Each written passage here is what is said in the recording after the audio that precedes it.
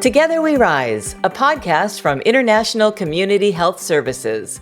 ICHS advocates for health as a human right and welcomes all in need of care, regardless of health, immigration status, or ability to pay. Joining us today is registered nurse Julia Shi and family medical physician Dr. Aisling Zhao to discuss care of pregnant and postpartum people and maternity support services. Thank you both for being here today. Thanks for having us. Thank you for having us. Thank you. Absolutely. Dr. Zhao, let's start with you. If a person is planning to have a baby, what steps should they take to ensure a healthy pregnancy? This is a great question because we get it all the time. And I think folks who are trying to ask this before they get pregnant, that's a perfect time. And I would say the unfortunate reality is that there's really nothing you can do to ensure a healthy pregnancy. I think there's steps that we can all take to increase the likelihood that our pregnancies are healthy and remain healthy.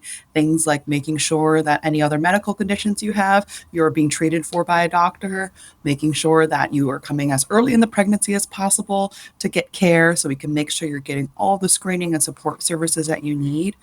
But ultimately, as a family medicine doctor, and I'm sure this is true for Julia as well, my priority is to support anybody who wants to be pregnant or is already pregnant. Your goals are the most important to us. We're here to make sure that if you want to be pregnant, that's an outcome that you get for yourself. And that if you don't want to be pregnant, we also help you out with those options too. So those are the basics. From my perspective, I do let my patients know that single step counts. The very first step they want to do is to get all the vaccinations that their doctors would recommend during their office visit. And that brings the second major point, a reminder for all the expecting parents that they want to attend their scheduled OB visits regularly, because during the visits they can discuss with their doctors about their concerns, about their questions about the whole journey, and come up with the solution and help them to make informed decisions. And also those visits are the opportunity to identify the issues like Dr. Zhao mentioned very early on and to ensure the best possible outcomes for their labor and delivery. And Julia, what's considered a healthy amount of weight gain during pregnancy? Should expectant parents really eat for two? Well, that's a good question. And I have many patients come to me, that's their first questions that they have is like, how much weight do I need to gain? So I can start with the ranges that recommended or suggested by the American College of Obstetrician and Gynecologists, short as ACOG. So according to ACOG, weight gain depends in part on your body mass index, so the BMI, for a woman or expecting parent. With a normal body BMI, the expected weight gain would between 25 to 35 pounds. But if the woman is OB, the number will decrease to 15 to 25 pounds. However, if the woman is underweight, the recommended gain is about 28 to 40 pounds. Again, those are the ranges for a single fetal pregnancy. And I would say also, if I could cut in as well, truth be told, what I'm really paying attention for in somebody's weight when they're pregnant is to make sure they're gaining enough weight. That's one of my priorities. I think if people are not gaining fast enough or sufficient weight, that's a red flag for me in terms of what could be happening to the pregnancy, the person's nutrition levels, the fetus's nutrition levels, etc. And my other piece of counseling I give to patients is we've actually done substantive research on the role of weight management in pregnancy, really meaning like, okay, if somebody is exceeding those weight goals that Julia outlined earlier, the recommended ones, what happens if we tell people then to do behavioral changes like exercise, eating differently to try to get back on the correct weight curve or even to lose weight? The outcome of those studies has actually shown that you don't improve people's health by doing that. You don't magically restore people's risk factors to before they were gaining too much weight. So there's really not a lot of utility in counseling people who have already exceeded those weight goals to try to diet or exercise to get back on track. That shows no benefit to the pregnancy. So a lot of my job is to reassure people, like, even if we're above those weight goals, it's okay. What's important, most important, is making sure you're still moving in a healthy way, doing some sort of joyful exercise, eating as much of a well-balanced diet as you can to get nutrients for yourself and baby. And I try not to focus too much on whether you've gained too much, to be frank, because the research doesn't show that that focus has any substantial benefit. That's good to know. I have to say, when I was pregnant, didn't think about the weight gain at all. And my doctor didn't make a deal of it, but I probably gained more than I should have. However, as far as exercise, I did prenatal yoga for morning sickness, and it really helped. I love that, especially because there can be so many of those inversions. So the fact that it was still helpful is great. And I would also say, too, people may gain a lot of weight in pregnancy, but also if you're breastfeeding at the end of all of this, it's a totally individual decision that we'll get to later on in the podcast. But breastfeeding consumes so many calories. Holy cow. That's the stage of the pregnancy and postpartum care period that you really need to eat for too, truly. So I think it's a time also where people can notice a lot of changes to their weight also in a weight loss perspective. So there's also that kind of to expect at the end of the pregnant period. Dr. Zhao, according to the Mayo Clinic, I had no idea 10 to 20% of known pregnancies end in miscarriage. Is there anything a pregnant person can do to increase their odds of carrying their baby to term? Oh, yeah. And that number actually, it's on the higher end of that percent range, depending on how old you are, also at the time of your conception and delivery, too. But honestly, this is another one of those answers I have to say, unfortunately, no. People who have miscarriages have done nothing to cause them. They are random occurrences, often related to things like problems with genetics in the fetus during its development.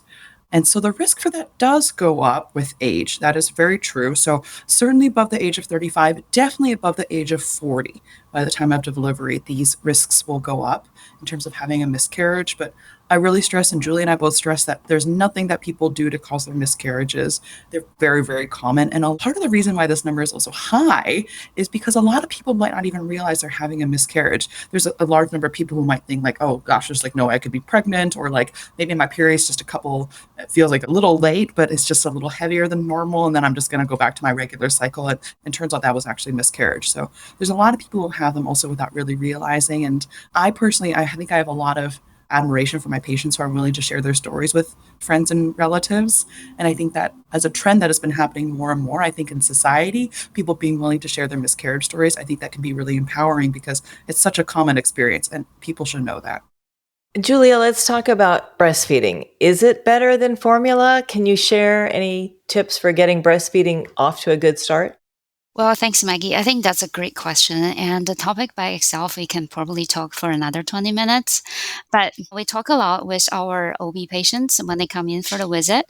So we discuss about the benefits of breastfeeding and also the breast milk. So we let them know that their breast milk is made perfectly for their baby. It contains all the excellent nutritious minerals and fats, proteins, and the carbohydrates that their baby will need to grow.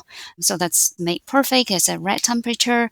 And we do encourage the mom and also the expecting parents to start the breastfeeding early. So we encourage them to do the skin to skin right after the baby is born to start the breastfeeding early. We talk about the golden hour. That's how important to have the little one be put on your chest and you hug them and you have them to suck on your breast to ensure that the continuity of your hormones that will trigger your breast milk to come. And we did talk with our patients about the 6 months exclusive breastfeeding that is recommended by many health organizations, including the WHO and the ACOG we previously mentioned, as well as the American Association of Pediatrics. So we do have a lot of discussions throughout the whole pregnancy journey with our patients, and we continue to support them early postpartum. Yeah, Ashley, what do you think? Yeah, totally agree. I love the guidance for the first 6 months of exclusive breastfeeding. That's been borne out in the research very strongly. I think that also, first part is I think a lot of our patients feel that maybe breastfeeding won't be as convenient as formula feeding, which I totally get. Formula feels like you can premix it. Anyone can kind of feed it to baby. So that makes a lot of sense to me. I would also add that in terms of convenience, We all recommend that putting baby on their back to sleep is the safest position. That's from all the research, the Back to Sleep campaign to help prevent sudden infant death syndrome SIDS from occurring in infants. But what a lot of people don't know is that though we do technically recommend having baby in like a separate kind of bassinet or a crib of their own, actually co-sleeping, so the parent and the baby sleeping in the same bed together or like co-located, can actually be quite safe depending on your individual risk factors, and your doctor can talk about it with you. As a recently birthed person who is breastfeeding, sleeping in a C-shaped position where you're on your side and your baby is lying right here can make overnight feedings much easier. You don't have to actually get up from bed. You and baby can like both basically be feeding and eating and then go right back to sleep. So it's actually a lot more convenient actually than I think some people realize. That said, point number 2 is that the most important, honestly, fed is best. I really think that we as a society just really love to jump on mothers and criticize a lot of things that they're doing, period. This is just like a societal phenomenon. I think doctors are not exempt from this. And at the end of the day, whatever method is allowing you and your family to keep your sanity, what is working for you and your family, that's great. If what that means is that overnight you're doing breastfeeding, but during the day you're supplementing with formula, that's totally okay. At the end of the day, it's whatever is the rational method for you and your family. And for everybody, that's different. So we just try to support those choices. I don't know how it is across the nation, but I know in California, it's the law that the workplace has to have a separate room to pump. Because if you're working and you want to pump milk for later and put it in the fridge, they have to have a special room. Is that nationwide, or do you know? There are breastfeeding protection laws for workers here in terms of you have to have extra time to do it. I'm not 100% sure on if you can get a separate room necessarily. Julia, do you know? I know that we do have the 2 separate rooms, at least at ICHS buildings, to be able to help to support the breastfeeding and also breastfeeding parents. We do have one at the WIC office, and then we do have another one on the 2nd floor, the 3rd floor. But yeah, like Ashley mentioned, that we do secure a place, and it's soothing and it's comforting for those like breastfeeding parents. I will say from among my colleagues who are in like family medicine doctors or residents and stuff, people just pump in the open, and that's okay. Yeah. I feel like, But not in a male-dominated workplace. I would say, and that's very true. We're fortunately very non-male dominated, I would say. And the other thing is, the law doesn't say it has to be a fancy room. Our room was literally the control box for the fire department room. Oh my God, yeah. Like a closet, I believe basically. that. But whatever, it was private. Anyway, Dr. Zhao, how can parents care for themselves postpartum? Because it is a transition, at least your first baby. It's all about the baby. And sometimes you forget about yourself. Oh, yeah. And I think that, again, like just speaking to how society views pregnant people, views mothers, I think there's like so much value placed on this time of your life where you're pregnant and you're kind of by proxy caring for this fetus and later baby. But yeah, postpartum period is really, really important too. And I think we lose a lot of patients during that period because people are de-emphasizing their own health. And frankly, society is de-emphasizing their health too. So I really encourage people, if you can, please come to that postpartum visit. It's usually about 6 weeks after. And then I think one of the things I love about being a family medicine doctor is I get to have touch points with my patients all the time when they come in for their kids' well child check. So when they come in for that 2-month visit, for that 4-month visit, 6-month visit, et cetera, all the time I'm like, okay, and by the way, mom, you're due for your pap smear and your annual exam. So why don't we schedule that at the same time as your 6-month visit? Or like, you know what, like you had this issue that we've been following up for you. Your kid's going to be here again in 3 months. So why don't we just schedule an appointment for you too? That's what I really love about our jobs and like me and Julia being able to meet people where they're at for that, especially for our patients who might have a lot of difficulties with access, transportation, financial access, you name it. So I like that we can offer that too. Like Dr. Ashling mentioned, that we try to get in touch with them right away after they deliver their baby. So we often make the phone call and to check on them, see how they're doing. And we do emphasize on the important to make sure that they have the medication for their pain management. They pick up their medication before they leave the hospital. And we do the preliminary assessment to see if there's any needs, particularly like the diapers and the transportation, or there's any housing needs, or there's any food needs in general in the family. So we do have the patient navigator team at the ICHS. if we identify the mom who just gave birth will potentially have those needs, as I mentioned, that will get them in touch with the patient navigator. So on the second part of this postpartum care, we do want the birthing parent know that it is important to take care of themselves, because like when the newborn is at home, they have all the focus, they have all the attention. So we need to let the patient and also their partner know that it's important and to focus on the new mom as well. And we encourage them to not hesitate to reach out for help. When they're busy with breastfeeding their new kid, when they're busy with having their pain under control, we want somebody else to be able to help them to clean the diapers or clean the room, make a meal for them. So those are the little things that we want them to make sure that they have the help they need at home. Dr. Zhao, I probably should have asked this before, but how common is postpartum depression and what is it? So common, unfortunately. So there are some statistics that say it's up to 20% of pregnancies and pregnant people who can experience postpartum depression after they deliver. I think that the best way I had it explained was to me when I was in medical school. There's, the phenomenon that we recognize as baby blues, which are the mood swings that come with, frankly, sleep deprivation, hormonal shifts, everything that after you have a baby, right? You really feel that like, wow, the incredible joys of being a parent, this divine sense of this baby is adorable. My life is incredible and fulfilling and rewarding, but also I'm really sad about the fact that I can't sleep. I'm constantly up for this baby. This is a really dark time for me. So there's a distinction between that and what we call postpartum depression, which is when those feelings of like those dark feelings, the feelings of there's nothing to look forward to, become so overwhelming that it actually becomes difficult for you to care for yourself or to care for baby or the people around you. Postpartum depression is a very treatable condition, first of all. We have many medications. We have actually psychiatrists who are dedicated to perinatal psychiatry that kind of talk about specifically this postpartum depression period, medications, therapies, so you name it. There's things that we can do for mood problems in the postpartum period. I would say that I think a lot of people don't recognize postpartum depression. So if you notice that people are like maybe having those mood swings of postpartum period, but you're not having any of the highs, it's really just the lows, that would be one warning sign. And then another thing would be that the really scary parts about postpartum depression are if people are starting to notice that they're having a lot of thoughts about being better off dead, about killing themselves, hurting themselves, or even hurting other people. The suicidal ideation part is something that unfortunately takes the lives of a lot of postpartum people. So that's something that we also tell people to let people know that in ahead of time. And also for people who have had problems with their mood in the past, histories of depression or anxiety, as doctors, we also try to tell them to like keep an eye on their symptoms a little more closely. Also, half of all U.S. births are to people of color, yet Black people are 3 to 4 times more likely to die from pregnancy-related causes than whites.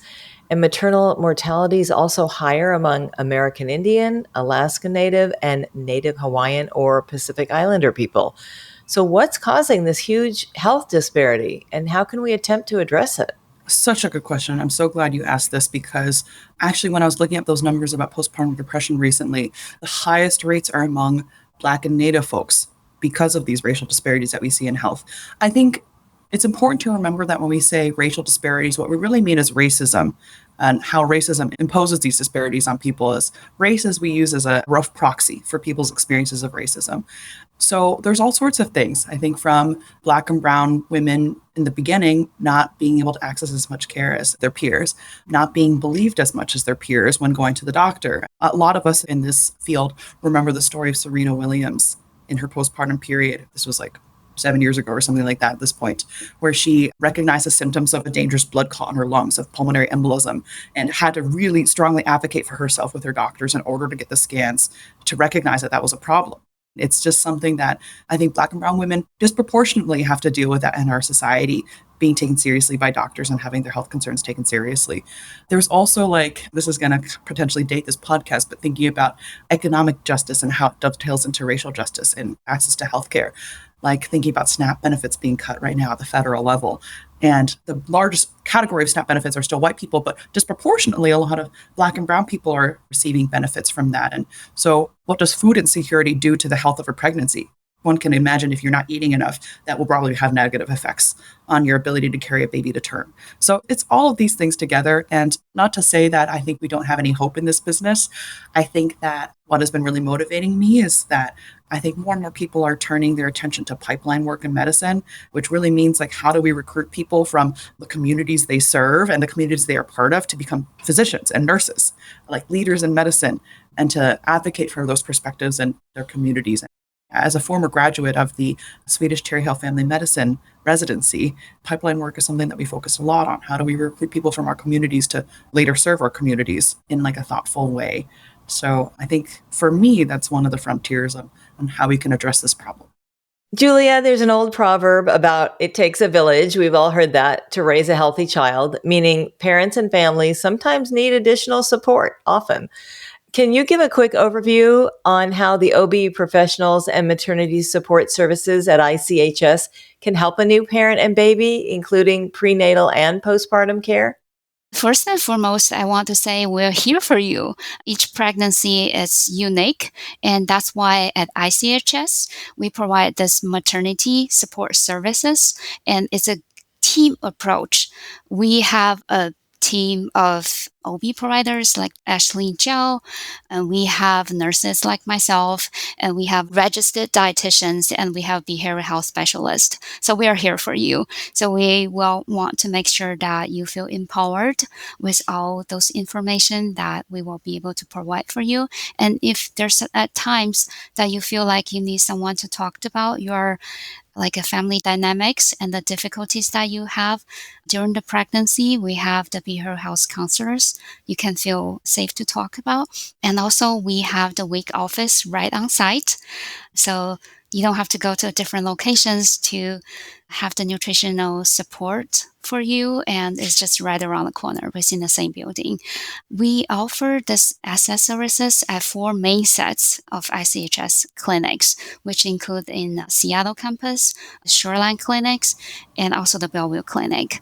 The only one thing that I would add to Julia's excellent explanation of our services is that as providers, also, we're not alone. We have a team of excellent OBs that we consult at Swedish Medical Center. And logistically, during your delivery, when you come to Swedish First Hill to deliver with us, there's some other hospitals that we deliver with too, but that's the bulk of the patients. You can access not only our care as like on-call physicians, but also the care of the whole hospital. You're always going to have a team of on-call OBs, obstetricians who can be there in a pinch. Say the worst happens, there's an emergency during your pregnancy, and you need to go to the delivery room right now for a C-section. There's excellent in-house doctors who can do that like on the drop of a dime. Like they can do all as needed emergency services. Not only that, they're also going to be monitoring your vital signs during your labor, making sure that everything is safe, and they're just always on hand in case we need them. So to me, that's also kind of part of the it takes a village equation, is having our specialists on call when needed to provide that support for us and our patients too. Well, thank you both so much for sharing your expertise. This has been so informative and very, very helpful. Thank you for your time. Thanks for having us, Maggie. I appreciate it. Thanks, Maggie. Pleasure. Absolutely. Again, that's Julia Shi and Dr. Aisling Zhao. To learn more, check out our website at ICHS.com. And if you found this podcast helpful, please share it on your social channels and check out our entire podcast library for topics of interest to you. I'm Maggie McKay. Thanks for listening to Together We Rise from International Community Health Services.